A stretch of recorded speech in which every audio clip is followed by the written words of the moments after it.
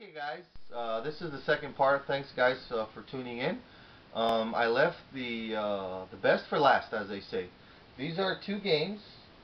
Um, this game was very special to me.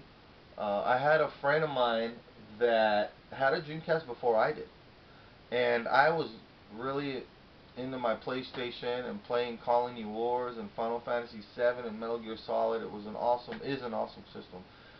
But my friend kept talking about this one game where you go to work and you have a girlfriend and you have to do this and you have to do. It kind of didn't interest me. I was just kind of listening to what he's saying. He'd talk about it from time to time, but I didn't really, have intention of playing it. And I did go to the game store and kind of bought the system by almost by accident. Bought the Dreamcast, and I'll get into that at the very end. But the game I'm talking about, and the other game besides Sonic Adventure that I bought with the system, is Shenmue. And wow, I can go on and on and on and talk forever about this, but I won't. What I will say is, Shenmue is so special to me, even after all these years. It's a combination of open world gameplay. It was made, headed by Yu Suzuki, and Yu Suzuki, to me, I grew up playing his games the way I did Miyamoto's. I grew up with Sega just like I did Nintendo. I had Space Harrier and Hang On, and just all these great games made by him. And this was another one of his beauties. But it wasn't a typical arcade style game. In fact, it was very different. I call it an adventure game. Some people call it an RPG. Call it whatever you like, but whatever you want to call it, it's a great game. It's a love or hate kind of relationship with this game. I've noticed that there is no real in between. Either you like it or you don't. It's your thing or it ain't, pretty much. But needless to say, it's my thing because I have been getting into more action-packed games and all that, but I've always enjoyed the slower-paced games, the games I kind of can kick my feet up and just kind of explore and take my time and do a lot of side things if I wanted. This was it right here, man. It was set in a Japanese town. I believe one of the towns was Please don't butcher me, guys, if I'm pronouncing it wrong or I said it wrong. Yokosuka or Yosuka, and then just a lot of different towns, and it felt like a real Japanese town. It felt real authentic. There was so much to do, and how awesome is it? And I'll never forget the feeling when I turned the game on, and wow, just they're attacking his. This is very early in the game, guys, so there is no real spoiler. You just pop it in and you see it right away. A villain called Lan Di, a dastardly villain, kills Ryu's father, the main character, Ryu Hazuki. And the story starts from there. And just that very opening, just like, wow, I was memorized. Only a few games have been able to do that to me.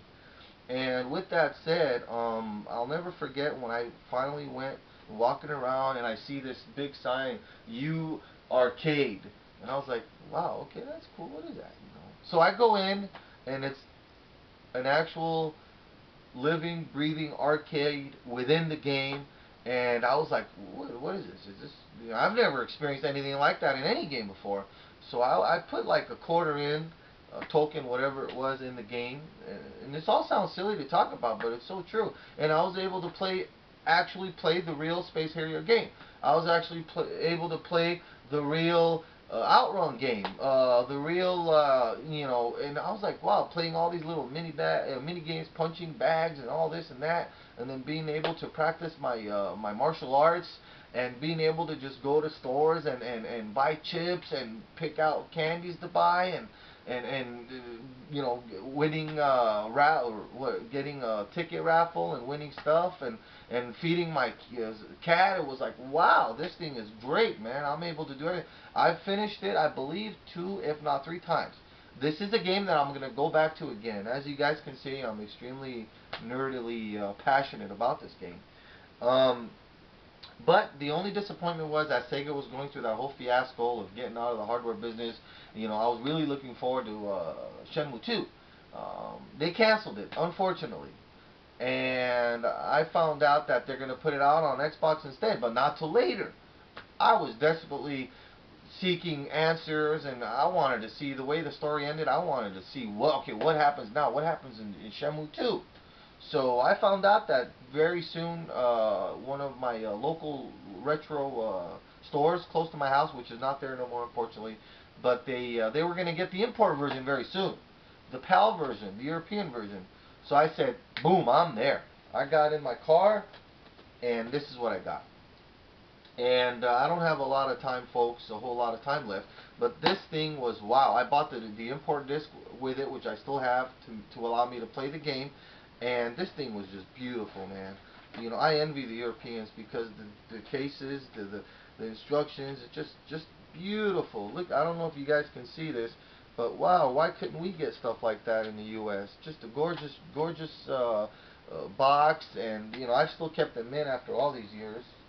Uh, you're able to play in 5 languages: Spanish, German, French, I believe. What is it? English. Actually, is it 4? But just an awesome version of the game. Of course, I got the Xbox version also as when that came out, but I treasure this one more. It is more rare now, but I didn't care about the rarity of it or anything. I got it because I had to have answers from the Shenmue saga, and it is 4 discs, I believe so. Just a beautiful collector's piece. And anyway, guys, I think that's all I have time for. Um, you know, thanks again for watching, guys. And oh, one thing I do want to say real quick, and I'm gonna make this quick. The way I got into what I wanted to mention, the way I got into buying the Dreamcast, it was totally by accident. I like a lot of people was swept by the PlayStation 2 hype. I wanted a PS2. Of course, at that time, anywhere you went, you couldn't find one. No matter what you did, you couldn't find one unless you were going to pay a ridiculous amount of price, and I wasn't willing to do that. So I went into Planet X, was it? I guess before it became GameStop or whatever. I walked into the store looking for a PS2. The girl said, "We don't have a PS2, but we have a Dreamcast." And I kind of, even though I was a Sega fan growing up, I kind of, again, got caught up with the hype, and I said, nah, Dreamcast is inferior. I want to just go straight to the good stuff, the PS2.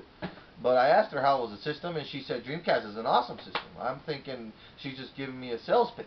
Well, anyway, I took a chance. I bought it, and just totally kind of almost by accident. I wasn't even intending to buy that system. I went into the store for something. I came out with something totally different. And I bought it with Shenmue and Sonic Adventure, and the rest is history, guys. Thanks for sharing Dreamcast memories. I hope you guys enjoyed the video. Please post a comment. Tell me what you guys think. Nothing is too nerdy or off limits for me. I'm a Dreamcast fan. I'll always be. I always treasure Sega, especially the old Sega. And anyway, guys, thanks again for listening. Little Big Planet. Boops. Little Big Kid 707B. Peace out, guys.